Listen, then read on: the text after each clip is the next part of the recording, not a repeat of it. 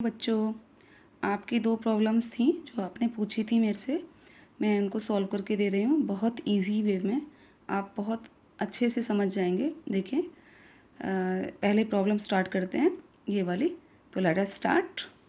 To equal like charges in air repel each other with a force F by what percentage should each charge be reduce so that the force between in medium of dielectric constant 2 reduces by 28%। आपको दो equal like charge दे रखे हैं air में जो repel कर रहे हैं कितने फोर्स से, F4 से।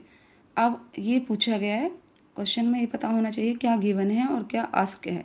ओके, तो कितने परसेंटेज आप जो चार्जेस हैं दूसरे वाले चार्जेस, क्योंकि किसी मीडियम में अगर डाइलेक्ट्रिक कांस्टेंट जिसका 2 है तो उसमें जो आपका फोर्स है वो रिड्यूस हो रहा है 28%। तो चार्जेस को भी रिड्यूस होना पड़ेगा। तो कह रहा है कितने परसेंटेज से चार्ज को रिड्यूस किया जाए कि उनके बीच का जो फोर्स है वो 28% रिड्यूस हो जाए किसी अनदर मीडियम में जिसका डाइलेक्ट्रिक कांस्टेंट 2 गिवन है। ओके, तो हमें सपोज करो पहले वाले के लिए जो एयर में है उसके लिए मैं मान लेती हूँ लेट Q1 चार्ज और Q2 चार्ज इक्वल चार्ज है, उसको मैंने Q कह दिया। Okay, and r be the distance between them, r be the distance between them। like as जैसे ये आपका चार्ज Q1 था और ये आपका चार्ज Q2 था, लेकिन दोनों की वैल्यू सेम है तो Q1 और Q2 इक्वल हैं, Q हैं। इनका डिस्टेंस r मैंने मान लिया। By Coulomb's force F equal to क्या होगा 1/4πε0 Q1 Q2 upon r square. Q1 Q2 की जगह Q पुट कर दें आप 1/4πε0 Q into Q upon R square. कितना हो गया 1/4πε0 Q square upon R square. Okay, F आ गया था हमारा 1/4πε0 Q square upon R square. अब बात करते हैं सेकेंड मीडियम में। आपका सेकेंड मीडियम में क्या है, जैसे हमने क्या कहा था कि जो चार्जेस हैं चार्जेस को मैं डैश से मान लूँ Q1 dash Q equal to Q2 dash, equal ही हैं चार्जेस तो equal to Q dash. Okay, तो फोर्स क्या हो जाएगा, फोर्स वही 1/4πε0 1/4πε0 इंटू कितना होता है Q1 dash into Q2 dash upon R square. और क्या लगेगा साथ में बेटा K, क्योंकि डाइलेक्ट्रिक कांस्टेंट गिवन है आपको किसी मीडियम में। Q1 डैश और Q2 डैश आपके क्या हैं, Q डैश हैं, तो ये बन जाएगा 1/4πε0। Q1 डैश और Q2 डैश की जगह Q डैश रखूँगी और K की जगह रखूँगी 2। गिवन है आपको डाइलेक्ट्रिक कांस्टेंट, क्वेश्चन में गिवन है 2 इंटू ये कितना बन गया Q dash into Q dash का स्क्वेयर अपॉन आर स्क्वेयर। ठीक है बच्चों, नाउ F डैश कितना कहा था उसने, कितना रिड्यूस हो जाता है 28%। अगर 100 मानती हूँ मैं, उससे कंपेयर करूँ तो कितना हो गया 100 माइनस 28%, कितना बच गया F डैश आपका 72% बच गया, क्योंकि 28% तो रिड्यूस हो गया, 100 में से निकाल दिया तो कितना बच गया वो 72%।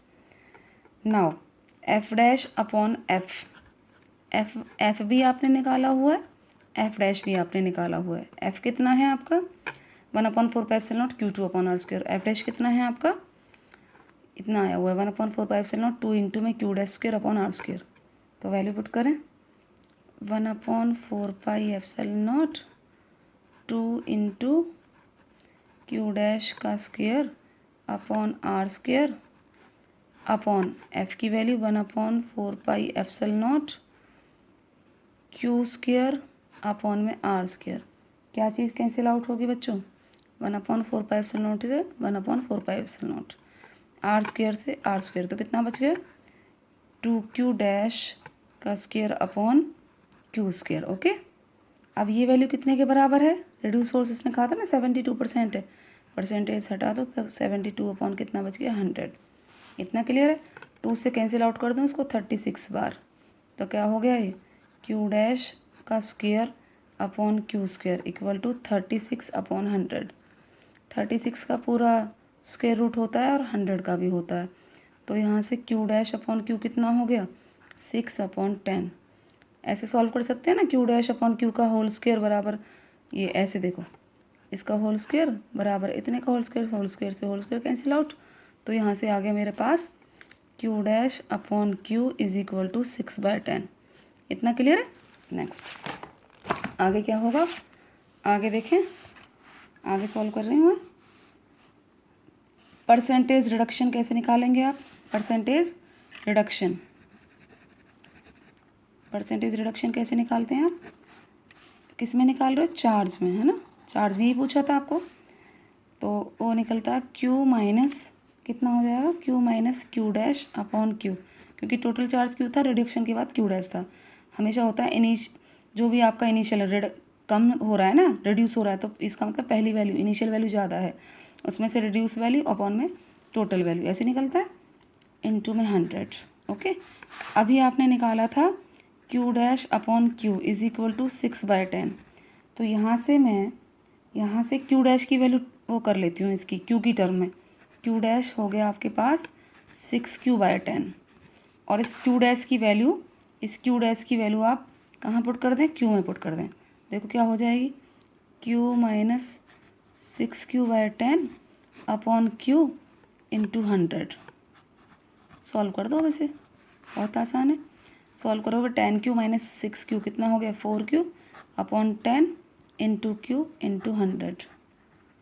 क्यू से क्यू कैंसिल आउट, 0 से 0, कितने परसेंट रह गया, 40%। देखो यहाँ से आंसर आपका आ चुका है। इसका मतलब चार्जेस में 40% का रिडक्शन हो तो आपका जो फोर्स है वो 28% रिड्यूस हो जाएगा किसी भी अनदर मीडियम में। ये आपका कंप्लीट हो चुका है second problem.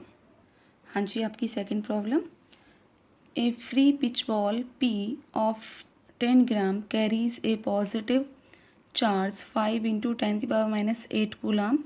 What must be the nature and magnitude of charge should be given to another ball Q fixed 7 centimeter below the former ball so that upper ball is stationary.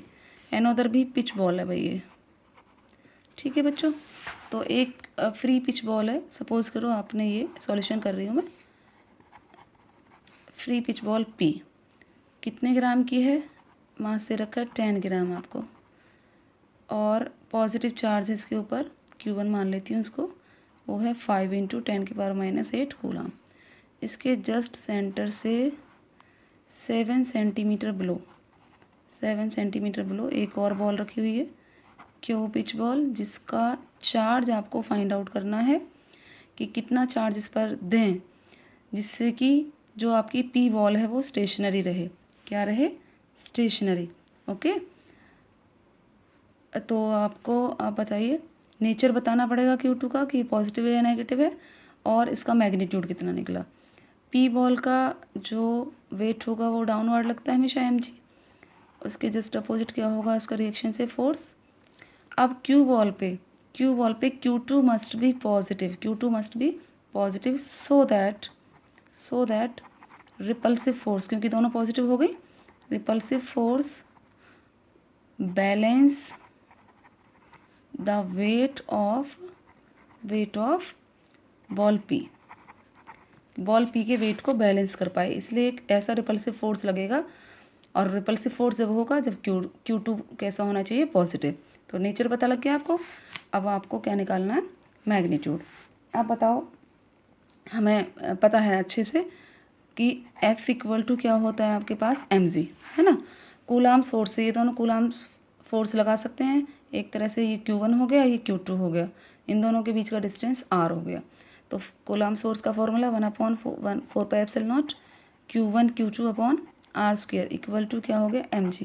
अब देखें क्या क्या given है आपको, m कितना है, 10 ग्राम मतलब 10 into 10 की पावर माइनस 3 किलोग्राम। इसको हम किस में कर रहे हैं, एसआई में, ग्राम को कन्वर्ट कर दिया हमने, क्योंकि 1 kg में कितने होते हैं, 1000 ग्राम, तो 1 ग्राम में 10 की power minus 3 kilogram.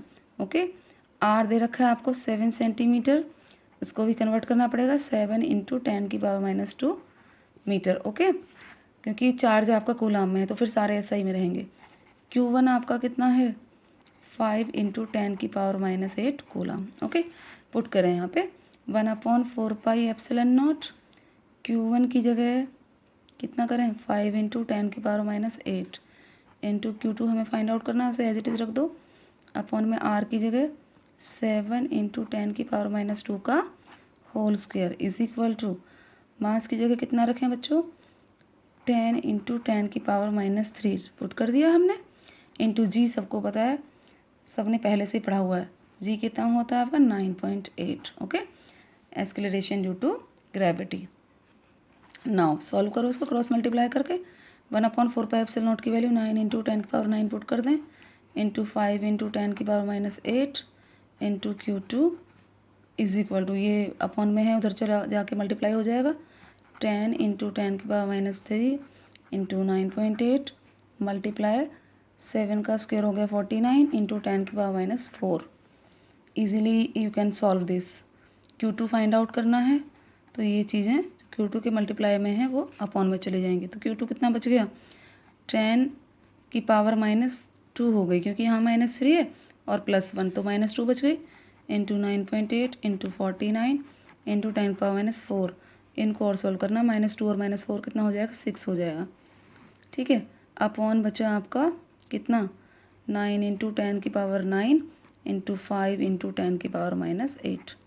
You can solve, पहले पावर्स को सॉल्व कर लेना, उसके बाद अगर देखो मैं यहाँ पे इतना सॉल्व करके दे सकती हूँ, आप आगे कर लेंगे। फिर कितना है देखो, ये है Q2 इज इक्वल टू 10⁻- कितना हो गया 6 हो गया इंटू 9.8 इंटू 49 अपॉन, और मैं इजी करके दे रही हूँ आपको 9 इंटू 10⁻9 है और नीचे -8 है तो बच गया 9 इंटू 5 इंटू 10।